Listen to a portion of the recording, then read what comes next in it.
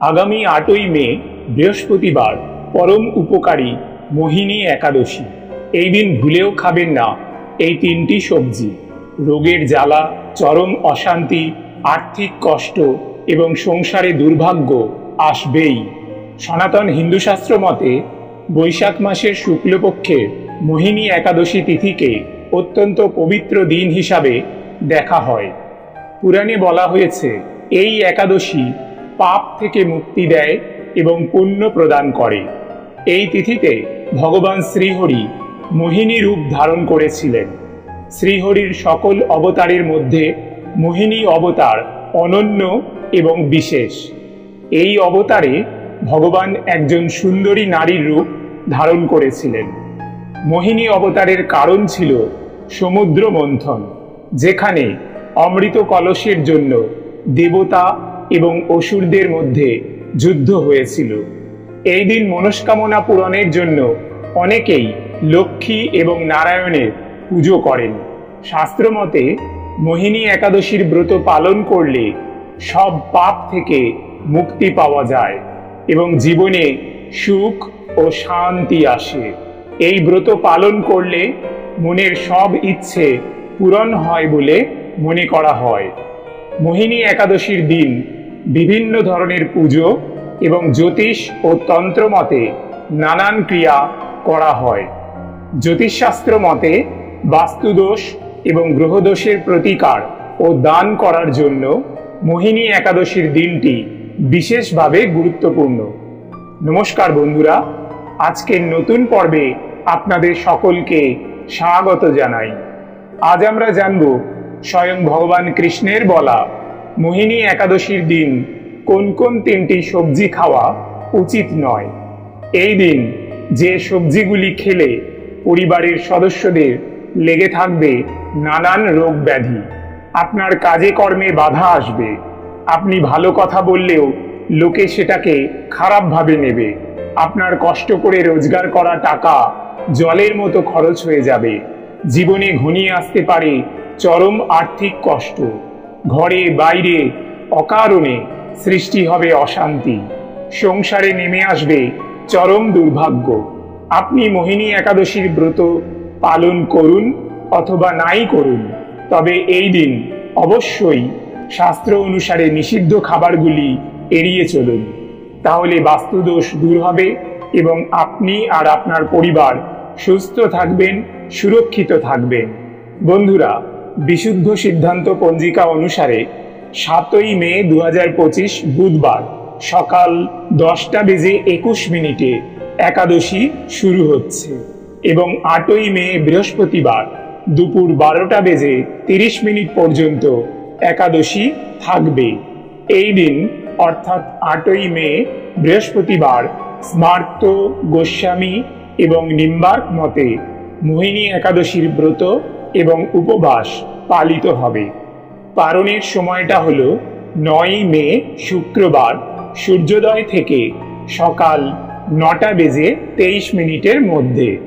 বন্ধুরা, পাপ থেকে মুক্তি এবং জীবনের অন্ধকার দূর করে মোক্ষের পথ প্রশস্ত করে যে ব্রত, সেটাই হলো মোহিনী একাদশী।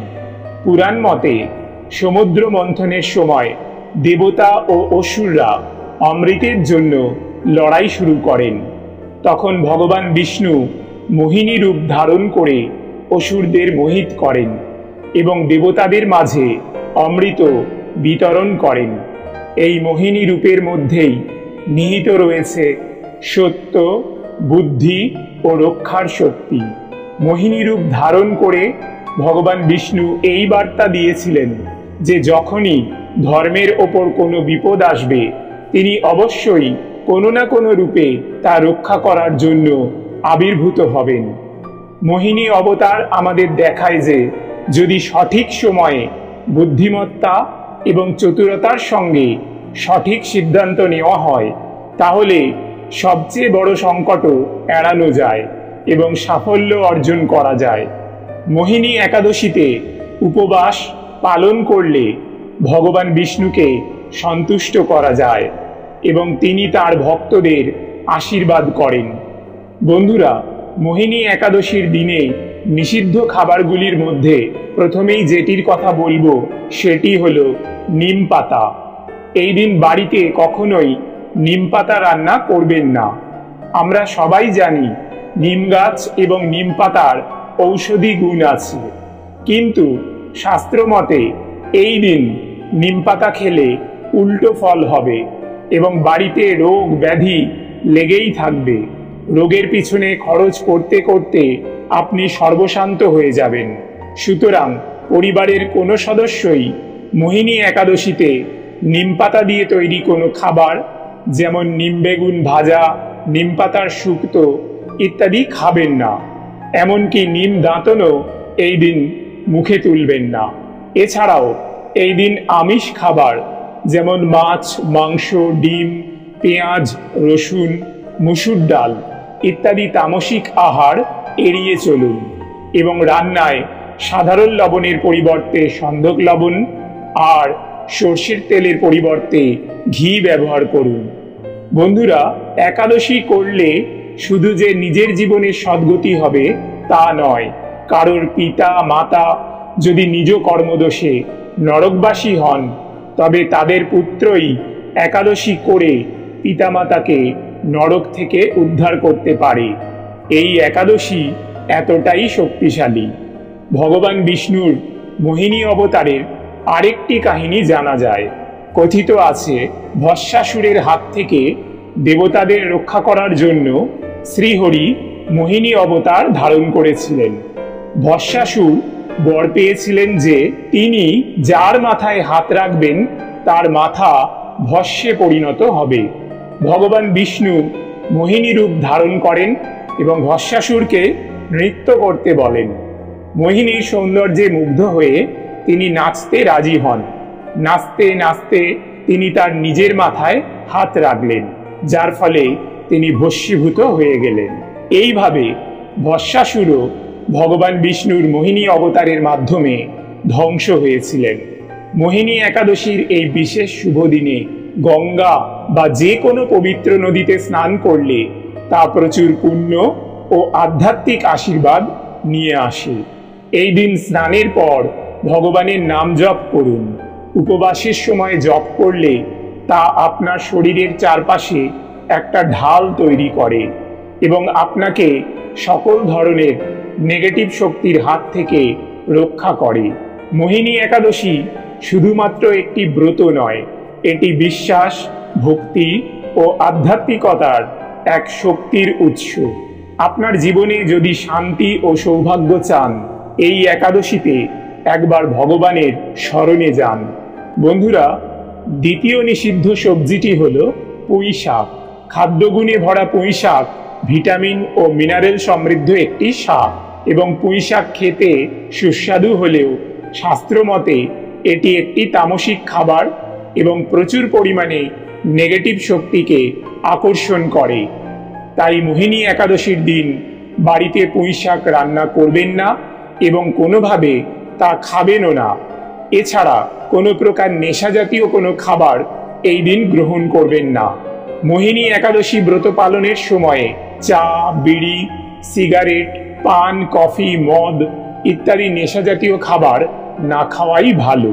বন্ধুরা, শাস্ত্রে বলা হয়েছে একাদশীতে অন্নভোজন করলে যেমন নরকবাসী হতে হয়, অন্যকে অন্নভোজন করালেও নরকবাসী হতে হয়। সুতরাং একাদশী পালন করা আমাদের সকলেরই কর্তব্য এবং যারা একাদশী করবেন এই দিন অবশ্যই পঞ্চ রবিশস্য এড়িয়ে চলবেন, কারণ পঞ্চ রবিশস্য একাদশীতে গ্রহণ করলে ব্রত নষ্ট হয়। পঞ্চ রবিশস্যের মধ্যে পড়ে সর্ষে বা সর্ষের তেল, সয়াবিন এবং তিল তেল, এছাড়া চাল, মুড়ি, চিড়া, আটা, ময়দা, ছাতু, খই ইত্যাদি এবং ডাল জাতীয় সকল প্রকার খাদ্য যেমন মুগ, মসুর, ছোলা, অড়হর, মটর, বরবটি, রাজমা ইত্যাদি খাবার এই দিন খাবেন না। মোহিনী একাদশী ব্রত করার সময় আম, কলা, পেঁপে, তরমুজ, আনারস, লেবু ইত্যাদি ফল এবং দুধ, দই, ছানা, সন্দেশ, ঘি, আলু, গোলমরিচ, শ্যামা চাল এবং সিঙাড়ার আটা বা পানি ফলের আটা ইত্যাদি খাবারগুলি খাওয়া যেতে পারে। এই ব্রতের নিয়ম খুবই সহজ, কিন্তু এর গভীরতা অনেক।